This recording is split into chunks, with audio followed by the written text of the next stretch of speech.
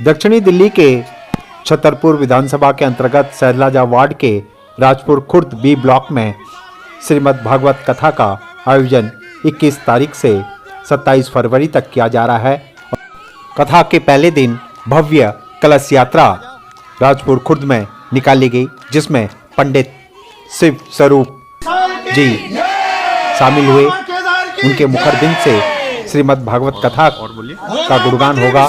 साथ ही निगम पार्षद उमेश फोगाट भी यहाँ पर पहुंचे और वो भी दरबार में पहुंचकर उन्होंने भी आशीर्वाद लिया। देखिए रिपोर्ट।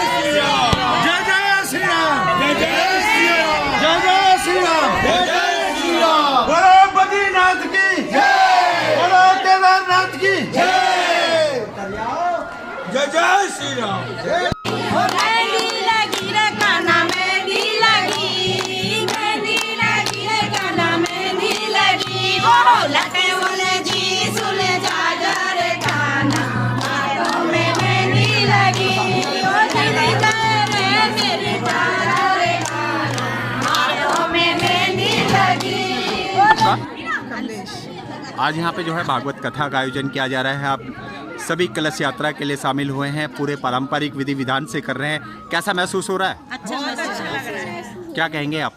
बहुत अच्छा लग रहा है। इस तरीके से भागवत जो धर्म कथाएं होती रहे, इससे हमारे जो सनातन धर्म है आगे बढ़ता रहेगा, पीढ़ी दर पीढ़ी आगे चलते रहेंगे। इस तरीके से सभी एकत्रित हुए हैं एकता के साथ, तो बहुत अच्छा लग रहा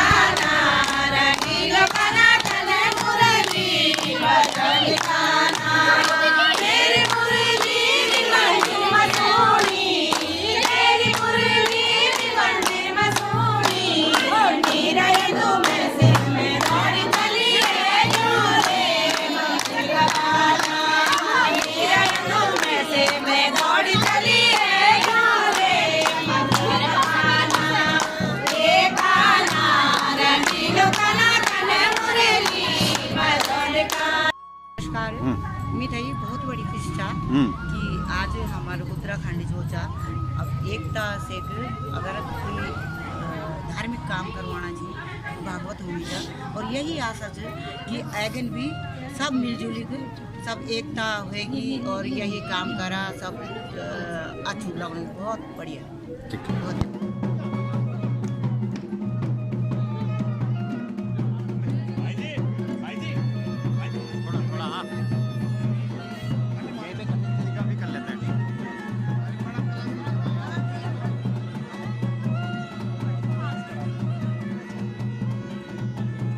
भाई का भी कर लेते हैं 2 मिनट, है ना? 2 मिनट रोक लो इसको। आज जो है आप छतरपुर की पावन धरती पे पहुंचे हैं। राजपुर खुर्द में जो है उत्तराखंड समाज और सभी वर्गों ने यहाँ पे जो है भागवत कथा का आयोजन किया जा रहा है। क्या लगता है कि सनातन धर्म कितना जागरूक हो रहा है और ख़ासतौर से युवा जिस तरह से जुड़ रहे हैं समाज के प्रति, क्या कहेंगे सर इसके लिए? नारायणं नमस्कृत्य नरं चैव नरोत्तमं देवीं सरस्वतीं व्यासः ततो जयमुदीरयेत्। आज इस इंद्रप्रस्थ की पावन और पवित्र धरती पर श्रीमद् भागवत कथा का विशाल आयोजन शुभारंभ होने जा रहा है और हमारे दिल्ली मंडल के जितने भी प्रभु प्रेमी हैं सबने पावन और पवित्र संकल्प लिया कि हम श्रीमद् भागवत की कथा करना चाहते हैं। और ये जो श्रीमद् भागवत की कथा है ये कोई साधारण कथा नहीं है।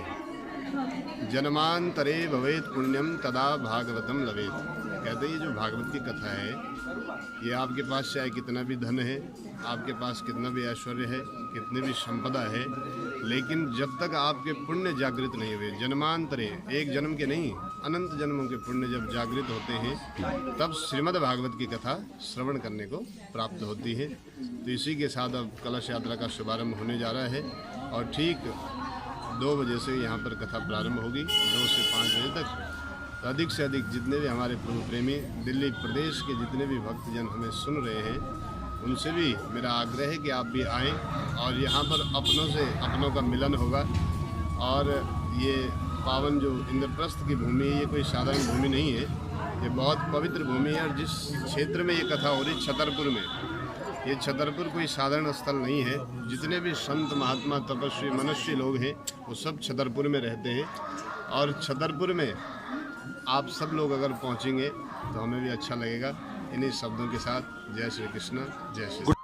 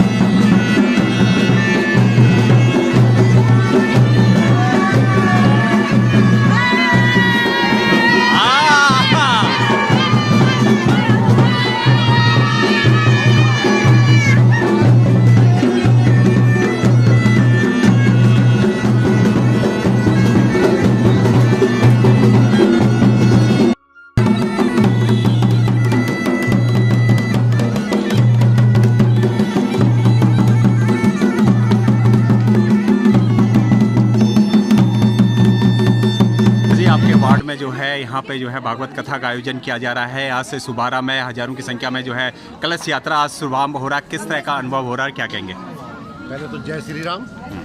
और हमारा जो एरिया है छतरपुर विधानसभा, ये देवभूमि है। और कथा जितनी होगी लोगों में धर्म के प्रति भावना आती है। हमेशा कुछ ना कुछ सीखने को मिलता है। ऐसे प्रोग्राम जो कराते हैं, हम तो कहते हैं कि हर गली हर मोहल्ले में हमेशा चलते रहे और भगवान में आस्था इससे बढ़ती है।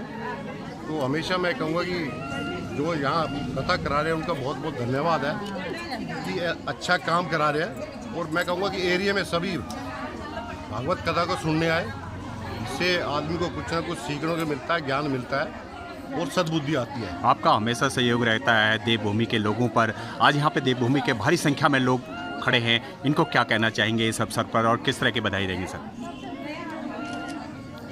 भगवान में आस्था रखें, हमेशा अच्छा फल मिलेगा। और मैं यही कहूँगा कि हमेशा अच्छे काम करते रहे और भगवान में आस्था रखें और कथा को सुने पूरा सुनेंगे तो आपको समझ में आएगी। तो आप हमेशा कथा करते सुनते और जय श्री राम।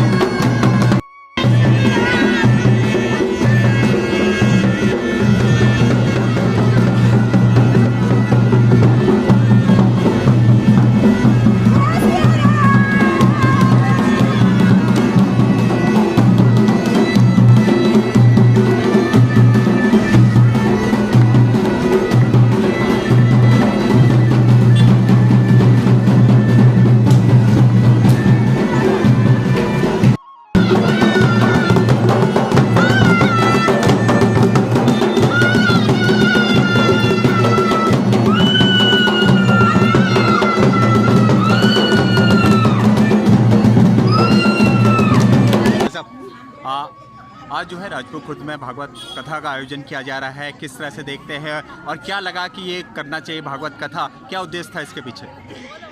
एक हमारी माता जी हैं, उनके अंदर एक भाव आया था कि हाँ हमें कथा भागवत कथा का आयोजन जो है दिल्ली के अंदर भी करना चाहिए।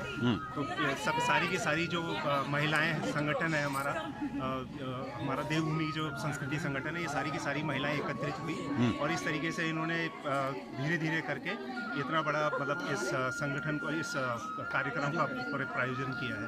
उत्तराखंड समाज भी भारी संख्या में रहता है यहाँ पे राजपुर खुर्द छतरपुर में, सभी यहाँ पे पहुँचे, अपने परिधान के साथ पहुँचे, भारी संख्या में कलश यात्रा में लोग आए, कैसा महसूस हो रहा है, क्या कहेंगे? बहुत ही गर्वान्वित महसूस कर रहे हैं एज एक उत्तराखंडी होने के नाते, और हमें गर्व है कि इस परंपरा को यदि हम आगे बढ़ा के चल सके तो ये हमारे और हमारे आने वाली पीढ़ी के लिए गर्व की बात होगी। कब से कब तक रहेगी ये कथा? ये आज से शुरू हो रही है, 27 तारीख तक कथा चलेगी और 28 तारीख को विशाल भंडारा। सभी भक्तों को क्या कहेंगे कि किस तरह से यहाँ पे भक्तों पहुँचे? के लिए हम यही कहना चाहेंगे कि जितने ज़्यादा से ज़्यादा इस कार्यक्रम में जुड़ सकते हैं वो जुड़े, और आगे आने वाले समय में भी इस तरीके के आयोजन करते रहें जिसमें हम लोग भी सम्मिलित होंगे। ठीक है।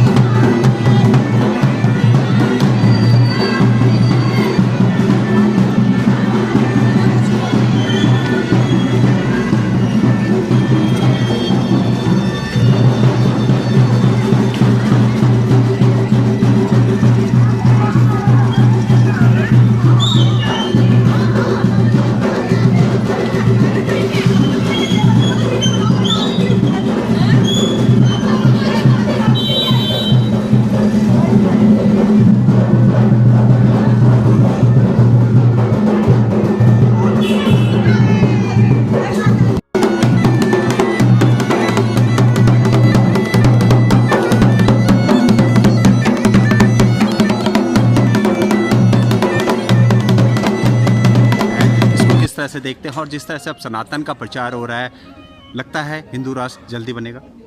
बिल्कुल।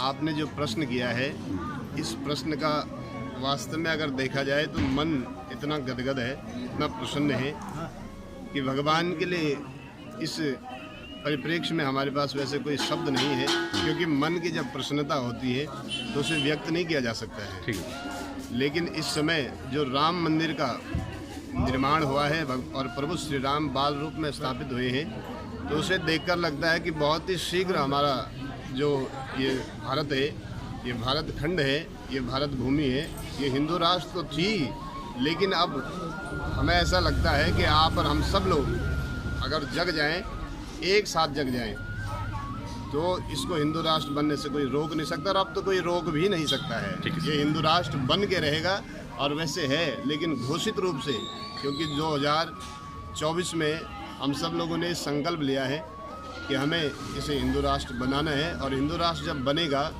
तो वास्तव में जब से राम मंदिर का निर्माण हुआ है और जब से उस प्राण प्रतिष्ठा हुई है, आप यहाँ पर देख रहे हैं, ये पूरी भक्तिमय पूरा देश हो गया है, और भक्तिमय देश नहीं, हमारा मन भी भक्तिमय हो गया है। तो इसमें तो कोई दो राय नहीं है। क्यों? क्योंकि धर्मो रक्षति रक्षितः, जो धर्म की रक्षा करेगा धर्म उसकी रक्षा करेगा। धर्म कोई पाखंड नहीं है, धर्म कोई दिखावा नहीं है। आप अगर दिखावा करोगे तो दिखावे से भगवान प्रसन्न नहीं होते, भगवान भाव से प्रसन्न होते हैं, और भगवान भाव से तभी प्रसन्न होते जब हमारा समर्पण होता है। इसलिए समर्पित होकर के ये कथा का आयोजन यहाँ पर किया जा रहा है।